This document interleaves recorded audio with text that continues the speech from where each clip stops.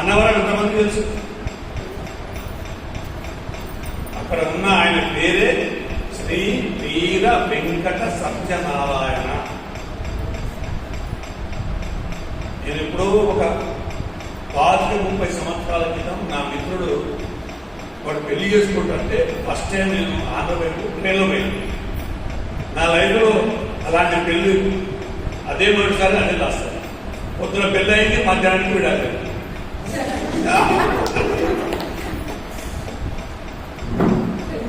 Problem ఏంటి? ఏమీ లేదు. మళ్ళా సొంత మేనమామ మరదలు భోజనం దగ్గర పంచారు.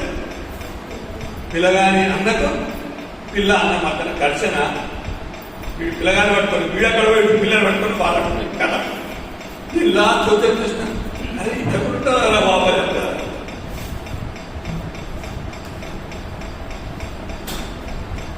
ఒక అపురూపమైన, అందుకే చెప్తాను, ఈ నారాయణపేట అనే ఈ ఊరుకు ఈ నారాయణ తత్వానికి ఎలా అయితే సంబంధం ఉందో ఆ పేరులో ప్రతి ఒక పురాతనమైన గుళ్ళకు, ఆ స్థలాలకు, ఆ పేరుకు ఒక గొప్ప సంబంధం ఉంటుంది. ఆ పరిసరాల్లో ఉన్న యోగులకు ఏడుకొండలాగా ఏం లేవా కొండలు? దాని బాబుల కొండలు ఉన్నాయి ప్రపంచంలో, బాబు లాంటి కొండలు. కానీ ఏ కొండకు ఆ వైభవం ఉందా అంటే ఏ కొండకు ఆ వైభవం లేదు. అంటే ఆ తత్వానికి సంబంధించిన ఒక యోగి అక్కడ సాధన చేశాడు కాబట్టినే దానికి అక్కడ ఆకర్షిస్తుంది. లేకపోతే ఆకర్షణ ఉండదు. అలా అన్నవరం కూడా అన్ని వరాలను శరీరం, అన్నమయ కోసం అన్ని శరీరం అన్ని వరాలను పొందే స్థితి పొందినప్పుడు వచ్చింది పేరండి. ఈ శరీరము అన్ని వరాలను ఇచ్చే శక్తి కలిగింది. నీ పేరు నారాయణ తత్వంలోకి వస్తే శరీరం మొత్తం అన్ని వరాలను సిద్ధింపజేసే స్థితిలోకి వస్తుంది. ఆ స్థితి పొందడాన్ని కామదేవుడి నుంచి కూర్మావతారంగా మారడము. ఆ కూర్మావతారం యొక్క కథనే గురువాపురము. ఉందా లేదా? చుట్టూ నీళ్ళు ఎందుకున్నాయి? మధ్యన ఆ స్థలము ఎందుకు, ఆ భూమి ప్రదేశం ఉంది అంటే భూమి అంటే శరీరము, నీళ్లు అంటే మనసు. నీళ్లు అంటే మనసు. సృష్టి ఎవల్యూషన్లో ఇంతకుముందు మేడం వల్ల కదే చెప్పారు. ఎవడికి ఎవడు ఏ సాయం చేయండి, ఎవరికి ఆడే సాయం ఎందుకు చేసుకోవాలి అంటే, ఎగ్జాంపుల్ చెట్టు. చెట్టుకి ఏం కావాలా? నీళ్లు కావాలా. ఆ నీళ్ళు ఎక్కడి నుంచి వస్తాయి? సముద్రం నుంచి వాయు రూపంలో ఆ పైకి పోయి ఆ పైకి వెళ్ళి వర్ష రూపంలో మొత్తం వర్షిస్తుంది. ఎవల్యూషన్ అంటే సృష్టి పరిణామ క్రమంలో మొట్టమొదటి భూమి సృష్టి జరిగింది. రాయి రప్ప మినరల్ కింగ్డమ్ అంటారు. తర్వాత వృక్ష సంపద వచ్చింది, చెట్లు, రకరకాల చెట్లు. దాని తర్వాత జంతువులు వచ్చింది. భూమి ఉన్న చోట చెట్లు వస్తాయి, చెట్లు ఉంటే జంతువులకు ఆహారం. ఈ మూడున్న చోట ఈ మూడు కావాలి మనిషికి. నివాసానికి భూమి కావాలా, తాగడానికి నీళ్లు కావాలా, తినడానికి తిండి కావాలా మొక్కల రూపంలో. అప్పుడు మనిషికి ఉండడానికి ఉంటుంది. మరి ఈ మూడు లేకపోతే మనిషి ఉంటాడా? ఈ మూడు నాశనం చేయాలంటే దాని అర్థం ఏంటి?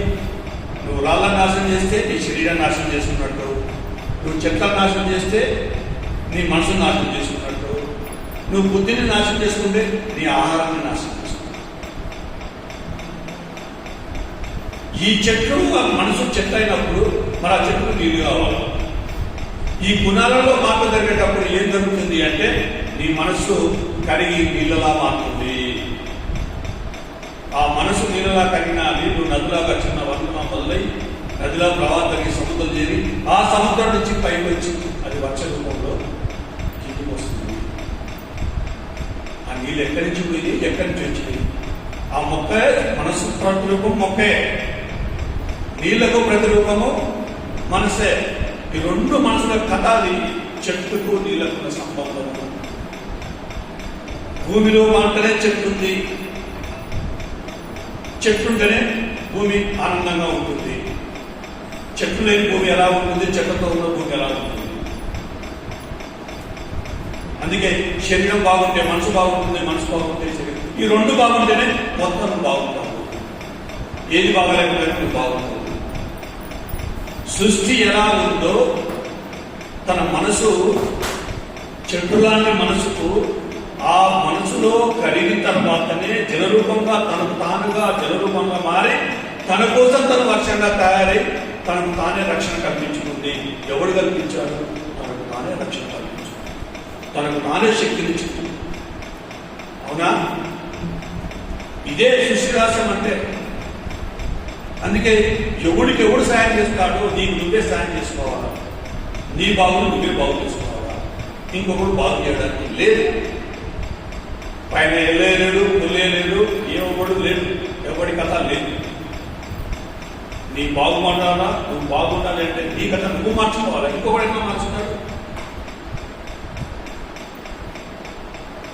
అందుకే ఎవడికి ఎవడు సాయం చేసి తిరిగి సాయం చేస్తేనే వాడు చేస్తాడు.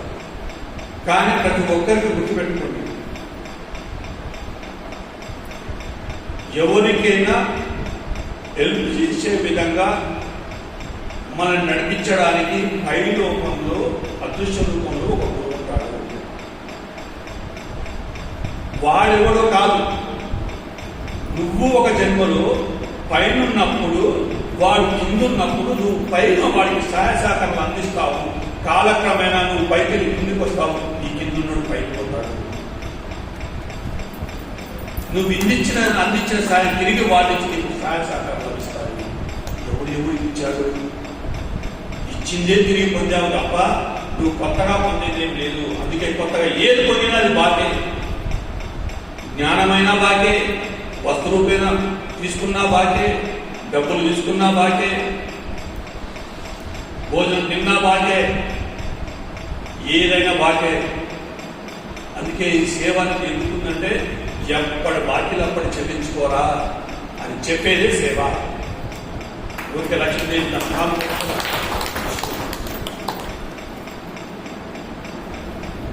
అందుకే సృష్టిలో ఫ్రీ అనే పదం లేదు. ఊరికే భక్తి గారు ఒక ఎరేసి చేపలు పట్టడానికి ఎరేసినట్టుగా ఫ్రీ జ్ఞానం అని లేచి, అరే ఫ్రీ జ్ఞానం అంటే పోయి పదాలు వచ్చింది. అందరికి అట్లే వచ్చింది. ఎంతో సాధన చేయగా ఫ్రీ అనే పదం లేదా బాబు. అందుకే ఎక్కడ లేక మన దగ్గర ఉన్న సమయాన్ని ఉంటే సమయాన్ని ఇవ్వాలి.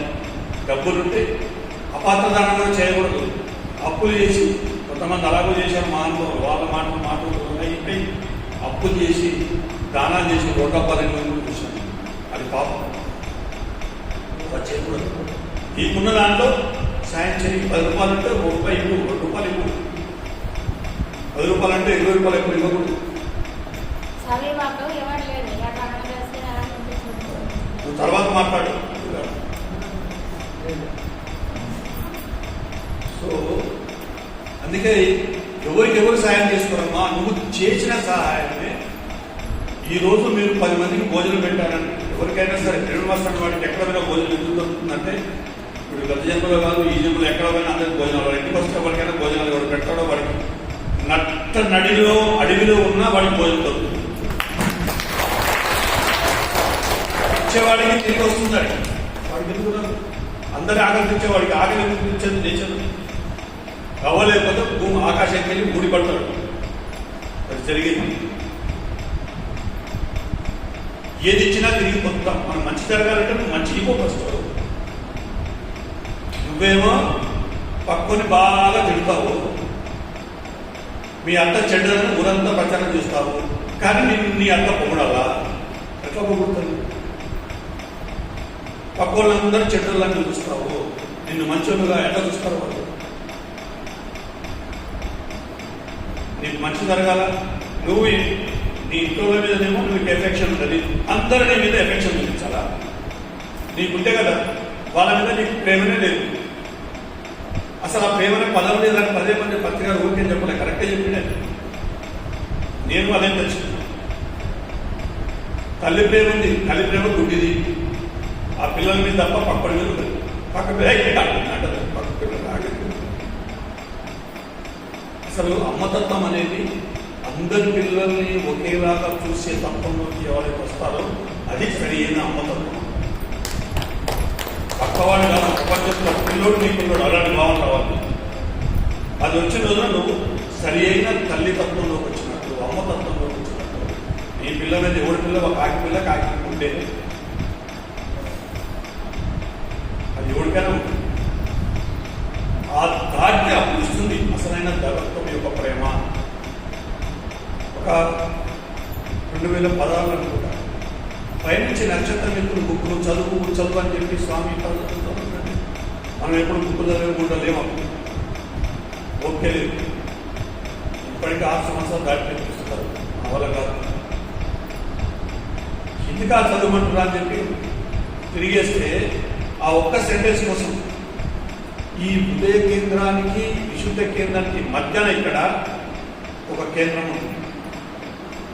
అది దైవత్వపు ప్రేమకు సంబంధించిన కేంద్రము. సహస్రారంలో తమోగుణం, రజోగుణం, సాత్వికం ఒకటైతే శరీరం మనసు ఒకటైన తర్వాత కరిగి అప్పుడు ఆ శక్తి ద్వారా ఇది ఓపెన్ పైకి దైవశక్తి వస్తే అప్పుడు ఇది ఓపెన్ స్లోగా విచ్చుకుంటుంది. అప్పుడు వస్తుంది అసలైన ఎవ్వడు చూసడానికి అదే అఫెక్షన్. వాడు కుష్ఠోడా, పుష్టికోడా, గురికోడా, వాడు వృద్ధుడా, అందగక్కనా, అందైన అవే ఉన్నాయి అక్కడ. అందరిలో దైవత్వం చూసి దృష్టి కలిగి ఉంటాడు. అందుకే ఆ ప్రేమ అనే పదం అక్కడికి సంబంధించింది. యేసు ప్రభు అక్కడి నుంచే ఆయన చెప్పాడు, కరుణని మహాకరుణగా మారితే అప్పుడు వస్తుంది ఆ పదం, అప్పుడు సిద్ధిస్తుంది. వాడి ప్రేమ ప్రేమ నువ్వు లేకపోతే నా జీవితం లేదంటే 6 నెలల్లో సొసైటీ ఎక్కడ పోయింది. 6 నెలలు విడాకులు, 3 రోజులు కాదు యుద్ధం. అది ప్రేమ కాదు, అంత వ్యాపారం కాదు. భౌతిక జీవితంలో జరిగేదంతా వ్యాపారమే. ధ్యానం కూడా వ్యాపారమే. నేను కాదు, మీరు కాదు, ఎవరిడా లాభం లేకపోతే ఎవరు చేస్తున్నారు? ఏ ఫలితం లేదు. ఏ లాభం లేదా పూర్తి కళ్ళు మూసుకుంటే ఎవరైనా ఫస్ట్ డైలాగ్. మనకి ఏ లాభం లేదే మనం ఉన్నాం ఆ సొసైటీలో. ఇన్ని కష్టాలు బాధపడుతూ ఊరికే ఈ ఆశ్రమ నిర్వహణ అంటే మాటలు కాదు. కట్టడం ఒక ఎత్తు అయితే నిర్వహణ ఇంకా తలకమించిన మాట. ఎన్నో అవమానాలు, ఎన్నో సూటిపోటు మాటలు ఇంటి తప్ప ఇదంతా చూడండి. ఎక్కడో మనకు ఆ ఫలితం కనబడ్డది. అది అన్ని అందకుండా ఉంటుందన్నమాట. సాధన ఒక తీవ్రత జరిగేంత వరకు ఇది నాలుగే మీద తేనె నాశనం అప్పుడప్పుడు టచ్ అవుతుంటుంది. దాని మొదలు పోయి పరిగెత్తాం. ఇంకేం బయట ఇది ప్రయాణంగా ఎదుగుతుంది. ప్రతి ఒక్కటి అంతే, సృష్టి ఉన్నదే అలాగా. ఫలితంలో వచ్చినప్పుడు ఫలితం లేని పని ఏమి చేయకూడదు. పత్రికారైనా, నేనైనా, మీరైనా, ఎవరైనా ఒకటే. ఏ యోగి దీనికి ఎగ్జాక్ట్ కాదు.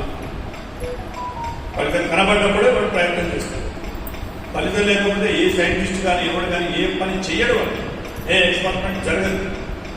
అందులో ఆధ్యాత్మిక శాస్త్రవేత్త అసలే చేయడు. ఫలితం లేని చోట పని తీయాలి. అందుకని ఫలితాల మీదనే ఆధారపడి ఉంటుంది. అందుకే ఇది వ్యాపార సూత్రమే. ఆధ్యాత్మిక ఒక వ్యాపారం, ఇది కూడా ఒక రకంగా అంతర్ముఖ వ్యాపారం. అందుకే ఆ మనసు వ్యాపారానికి ప్రతిరూపము మనసు.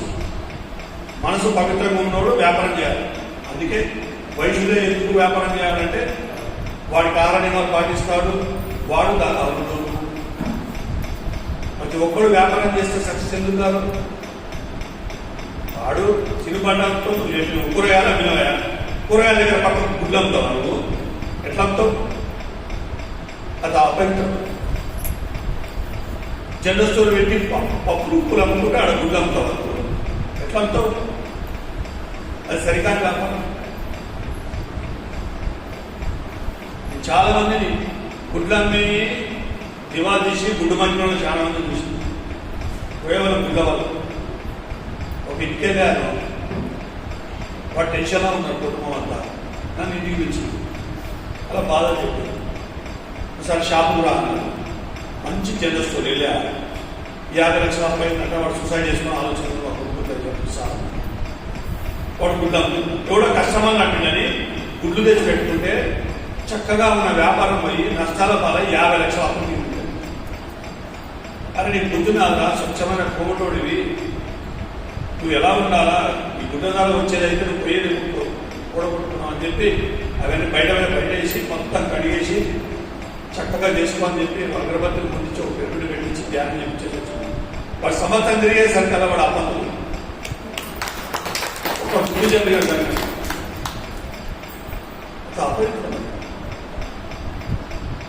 అందుకే మనసు పవిత్రంగా ఉంటోడు వ్యాపారం చేయాలి. చతుర్థ పురుషార్థంలో అర్థము అంటే సంపద. మనసు, నీ మనసే పవిత్రత లేదు. మాంసం తింటో చికెన్ తింటో వ్యాపారం చేస్తే ఎత్తిపోతుంది. మరేమైతే నేను మటన్ తింటప్పుడు నేను ఏ వ్యాపారం చేసే తిన్నాను కాడమే తప్ప తేలింది ఏ రోజు లేదు. నేను జాబ్ చేస్తుంది 10 రూపాయలకు అందరూ పట్టిస్తే నేను రూపాయలు 2 రూపాయలకి ఇచ్చాను. నా అసలు మించి మొత్తం ఎక్కువ 10 రూపాయలు మటుకు మంచిగా ఎందుకు బాబు ఇట్లా ఏంటంటే మాంసం తింటివి మధ్య ఈ ఏడ వ్యాపారం పవిత్రత ఎక్కడ ఉంది? ఇలా ఉంటాయి కథ. అందుకే ఏది చేయాలన్నా దానికి ప్రతి దానికి ఒక నియమము, నిబంధనలు, పద్ధతులు అన్నీ ఉన్నాయి. దానికి ఒక సిస్టమ్ ఉంది. ధ్యానమైన దానికి ఒక సిస్టమ్ ఉంది. ఆ సిస్టంలో సరిగ్గా చేస్తే దూరాలు ఫలితం. నేను చేసినా, ఏం చేసినా, ఎవరు చేసినా గదే ఫలితం. ఎవడు తిన్నా ఆకలి చెప్తుంది. చక్కగా వంట చేస్తే ఏదైనా రుచిగా ఉంటుంది. ఎందుకు కాదు? ఇంకా చేసే పద్ధతి ఉంటుంది. వంట అయినా ఏదైనా అంతేనమ్మా. శాస్త్రీయంగా చేస్తే ఏదైనా పద్ధతి ప్రకారం చేస్తే సరైన పద్ధతి ఉంటుంది. పద్ధతి తప్పి చేస్తే పోకిందరు గుద్దేయాల, కూరగాయలు వేసాక పోకిందరు చేస్తే అవుతుందా, రుచి వస్తుందా? అట్లే కదా మనం చేసే వ్యవహారాలు. ఉల్టా అని ముందే వెనక్కి చెప్తాం. చేయకూడదు. ఎప్పుడైతే ధ్యానం చేస్తామో ప్రతి పని పర్ఫెక్ట్గా చేస్తాం. భౌతిక జీవితాన్ని సరి చేసేది ధ్యానము, ఆధ్యాత్మికత. దానికోసమే ఉంది. అందుకే ఈ లోపల ఈ పేట ఎప్పుడైతే మారుతుందో మొత్తం ఖాళీ నుంచి తల వరకు నీ భౌతిక శరీరం మొత్తం మారుతుంది. ఆ మార్పులు మీరు ఊహకూడదు. కొన్ని పుస్తకాలు వెతికినా మీకు సమాధానం దొరకదు. అది మీ శరీరంలో మీరు గమనిస్తే తప్ప ఇలాంటి మార్పులు ఏదో కళ్ళు చూసుకున్నాము, 4 మాటలు విన్నాము, 4 సప్పట్లు కొట్టాము, అయిపోయింది. అది కాదు. చేస్తే గీస్తే సాధన చేస్తే సరిగ్గా చేయాలా, లేకపోతే కమ్ములు ఉండాలి. సరిగ్గా చేస్తే అప్పుడు ఫలితం వస్తుంది. అప్పుడు 10 మంది చెప్పి ఎవడైనా ఏంటంటే మాట. నువ్వు సాధన చేయకుండా, నీ సాధనలో నీ మనసు స్థిరత్వంలోకి రాకుండా, నీ మూతి శుభ్రం కాకుండా, నీ చేతికి శక్తి లేకుండా నువ్వు ఎవరికి ఏం చేస్తే ఏ ఉపయోగం వస్తుంది? నీ మాట ఎవరికి వెళ్తుంది? ఎవరికి వెళ్ళదు. స్వానుభావం పొంది అది ఆచరణలో పెట్టి అప్పుడు చెప్తే ఎవడైనా వింటాడు. నువ్వు చెప్పేటప్పుడు చేసేటప్పుడు అట్లా కుదురుతుంది. ఆధ్యాత్మికతలో అబద్ధం కుదరది, అసత్యం కుదరదు. ఏది ఆచరిస్తావో అదే చెప్పాలా, ఆచరించేదే చెప్పాలి. చెప్పిందే ఆచరించాలి, ఆచరించేది చెప్పదు. పైకుంది కదా అని చెప్పి ఎక్కడ మాట్లాడడం నడుస్తుంది, కానీ ఆధ్యాత్మికతలో ఇష్టం వచ్చాడు మాట్లాడితే కుదరది.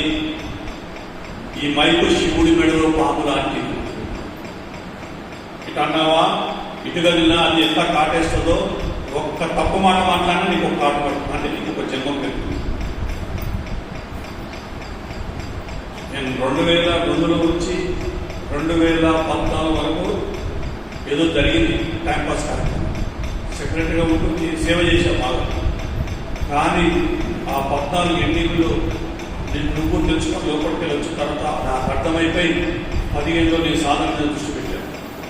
ఆ 2015లో నిర్ణయం తీసుకున్నాను, ఏ క్లాసులు పోకూడదు, ఎక్కడికి వెళ్ళకూడదు. 2021 జూన్ వరకు నేను ఓడిపోయాను. పిలిచారు, నా దగ్గరికి వచ్చేవారు, నేను ఫేస్ టు ఫేస్ మాట్లాడేవారు. సాధనకు సంబంధించి వీళ్ళందరూ వచ్చేవారు. జరిగింది. కానీ ఇట్లా ఓపెన్గా క్లాసులు కూడా లేదు. ఆ డిసెంబర్ కార్యక్రమంలో అక్టోబర్ 3 నెలలు బయట రాత్రి వచ్చేవారు డొనేషన్స్ కోసం. అప్పుడు కాస్త మాట్లాడి కొంచెం అందరూ గమనించి వచ్చాను. మళ్ళీ నేను ఎక్కడున్నానో ఎవరు తెలియజేస్తాను. ఇంకే మనలో మా పత్తి గారు ఒక ఎన్నిసార్లు ఎక్కడ పెట్టాడు పుస్తకం రాయి క్షమించాలి రాయించాలి. అరే ఎన్నో అనుభవాలు అని రాయాలి. కానీ ఇంకా నేను తెలుసుకున్నాక రాస్తాను. రాయాలంటే లేదా ఎన్ని అనుభవాలైనా ఎన్ని పుస్తకాలు లేదు, ఎందరి కథలు తెలుసు, అవన్నీ రాస్తే ఒక పెద్ద శాటవార్తలు. కానీ స్వానుభవం పొందినప్పుడు రాస్తే అది అందరూ ఆచరిస్తారు. నీ మాట అందరికీ నచ్చుతుంది. ఆ పుస్తకం రాసిన చదివినోడు ఎవడిగో ఒకటి ఉపయోగపడుతుంది. అందుకే మనం రాసే రాత అయినా, మాట్లాడే మాట అయినా, చేసే పని అయినా అది నీకన్నా ఉపయోగపడాలి, ఇంకొకటికన్నా ఉపయోగపడాలి.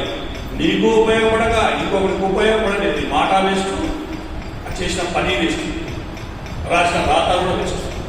ఒక్కడికైనా ఉపయోగపడాలి. అందుకే మనం పుట్టినందుకు మనం ఏదైతే పొందుతామో మంచి వ్యాపారస్తులు మీకు వ్యాపారం వెళ్ళిపోతే తెలుసు.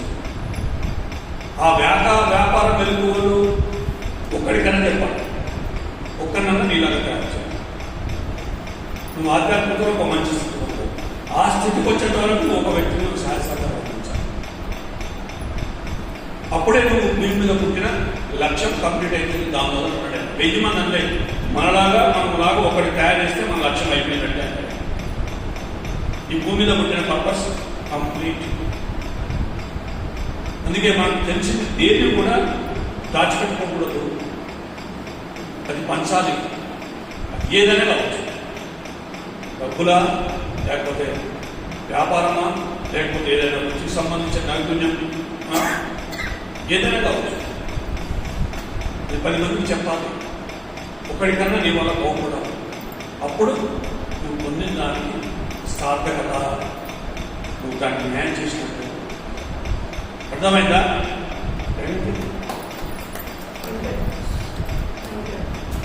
వదిలిపెట్టి అరే చూడకూడదు.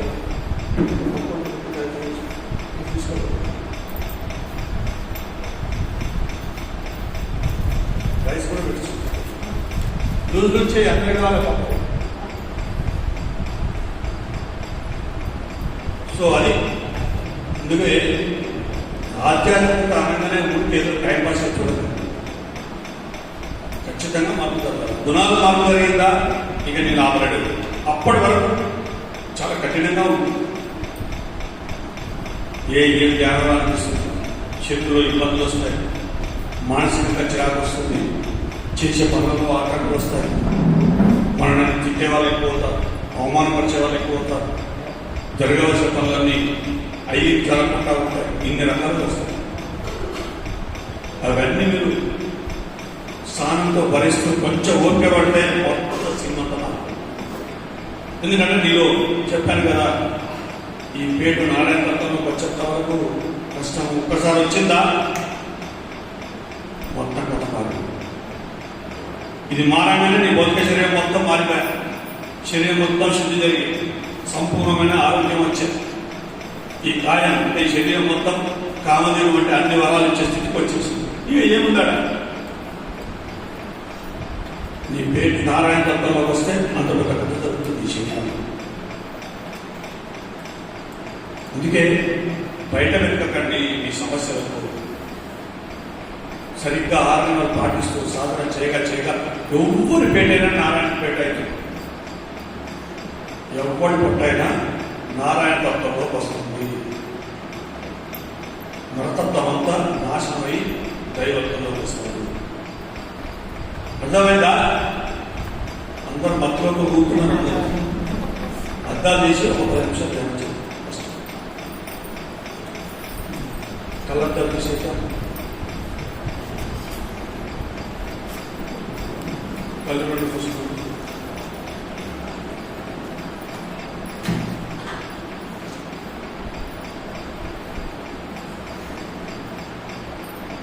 హాయిగా కూర్చుంటాం.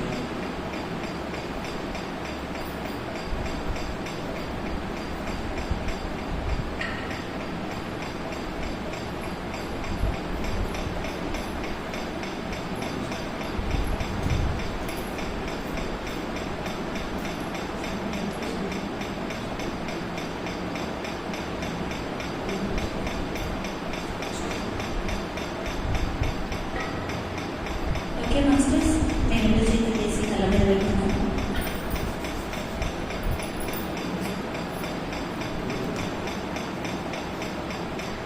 ఓకే, ధ్యానంలో కూర్చోబెట్టి ఎప్పుడే సారీ చెప్పింది. ఓకే, అందుకు సారీ మాస్టర్స్ మీ అందరికీ. ఏం లేదు, మనమందరం ఎవరి చేతులు వాళ్ళు తీసుకొని పైకి వెళ్ళి మెడిటేషన్ చేద్దాం. అందరము ఎవరి చేతుల్లోకి వెళ్ళి ఎవరి చేయి వాళ్ళు తీసుకొని పోవాలి. వచ్చేటప్పుడు ఎవరి చేయి వాళ్ళు తీసుకొచ్చి పెట్టాలి. ఓకే మాస్టర్స్, ఎవరైనా చేతన వాళ్ళు ఉంటే వాళ్ళు హెల్ప్ తీసుకోండి. మీరు వెళ్ళినప్పుడు ఒక 4 చైర్లు ఎక్స్ట్రా వస్తాయి. Okay, thank you masters.